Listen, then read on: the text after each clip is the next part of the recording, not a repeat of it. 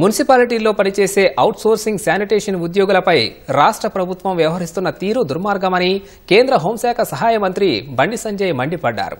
పట్టణాల పరిశుభ్రతలో శానిటేషన్ సిబ్బంది పాత్ర అత్యంత కీలకమన్న బండి సంజయ్ ఎన్నో ఏళ్ల నుంచి వేతనాలు పెంచాలని కోరుతున్నా వారిని పట్టించుకోవట్లేదని విమర్శించారు. మున్సిపల్ డ్రైవర్లు, వర్క్ ఇన్స్పెక్టర్లకు చెల్లిస్తున్న వేతనాలు తగ్గిస్తూ ఉత్తర్వులివ్వడం దుర్మార్గమైన చర్య అని ఆగ్రహం వ్యక్తం చేశారు. ఏటా పెరిగే నిత్యావసర ధరలు, ఇతర ఖర్చులను దృష్టిలో ఉంచుకుని ఉద్యోగులు జీతభత్యాలు పెంచాల్సి ఉండగా కోత విధించడమేంటని నిలదీశారు.